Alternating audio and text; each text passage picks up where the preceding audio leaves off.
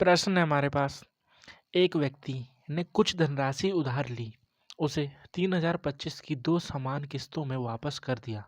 यदि चक्रवृद्धि ब्याज की दर 10% वार्षिक है, जो वार्षिक रूप से संयोजित है, तो उधार ली गई धनराशि ज्ञात कीजिए। ये रहे आपके ऑप्शंस। अभी इसे कैसे हल करेंगे, तो आइए समझते हैं। प्रश्न है हमारी किस्त वाला, ठीक है, चक्रवृद्धि ब्याज की किस्त वाला। तो इसको कैसे करते हैं, ध्यान से समझिएगा, ठीक है। हमें यहाँ आर की ज़रूरत पड़ती है। किसकी? आर की दर, ठीक है। जब मैं 10 को सॉल्व करूँगा तो वो क्या हो जाएगा, वो हो जाएगा 1/10, ठीक है। तो ये होता है सी आई, ये होता है हमारा पी, ठीक है। अब पी में सी आई को प्लस करते हैं तो कितना हो जाएगा 11, ये हो जाएगा हमारे पास ए, ठीक। इतना समझ में आया।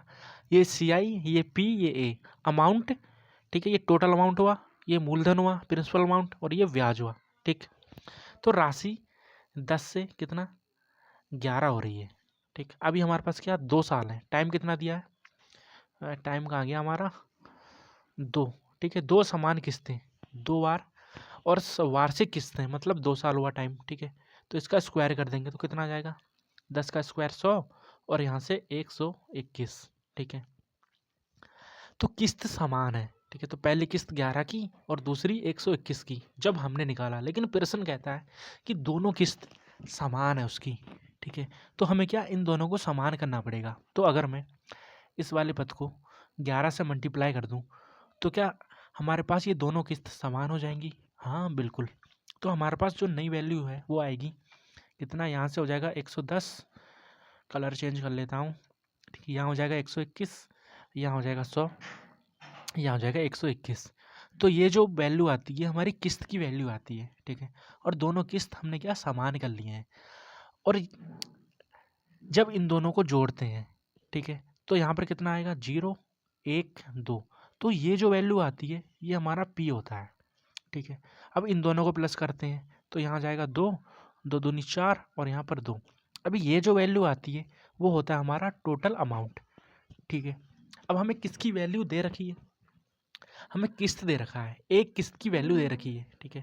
और जब हमने निकाला तो हमारी किस्त कितने की है, वो है 121 की, ठीक है। इसका मतलब क्या हुआ कि 121 का मान प्रश्न में दे रखा है कितना, ये दे रखा है 30 25। तो एक का मान कितना हो जाएगा, यहाँ से 121 से डिवाइड कर देंगे, ठीक है। तो ये हो जाएगा 11 दूनी 22, कितना बचा 8 बचा, ठीक है। यहाँ हो जाएगा 82, 11 सत्ते 77, 78 79 80 81 82, 11 पंजे 55, ठीक है। 11 दूनी 22, 11 पंजे 55। जब मैंने 121 से डिवाइड किया, ठीक है, किसको 3025 को, तो मेरा क्या आया 25 आया, ठीक है। जब एक का मान 25 है और हमसे क्या पूछा है, तो उधार ली गई राशि ज्ञात कीजिए। तो वो क्या है हमारे पास, जब हमने निकाला था तो हमारे पास उधार ली गई राशि कितनी 210 आई थी, और एक का मान 25 है, ठीक है। एक का मान 25 है, और तो फिर 210 का मान कितना हो जाएगा, 210 की मल्टीप्लाई कर देंगे 25 से, ठीक है।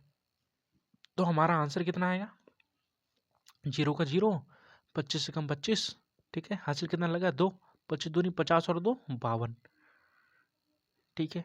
ऑप्शन नंबर 4 हमारा राइट और करेक्ट आंसर, ठीक है। समझ में आया। अब मैं इसी से रिलेटेड एक प्रश्न आपको दे देता हूँ, उसको खुद करना है। ये रहा, ठीक है। इसमें क्या करना है, इसमें हमें किस्त का मान निकालना है, ठीक है। सेम क्वेश्चन है जैसा अभी हमने किया, सिर्फ वही करना है, और इस बार किस्त का मान निकालना है, ठीक है। अगर ये प्रश्न आपसे हो जाता है तो इसका आंसर जो है कमेंट करना। अगर बाई चांस ये क्वेश्चन आपसे नहीं होता है, ठीक, तो स्क्रीन में एक वीडियो आ रही है, इस पर क्लिक करना, आपको इसका सोल्यूशन मिल जाएगा, ठीक है। धन्यवाद।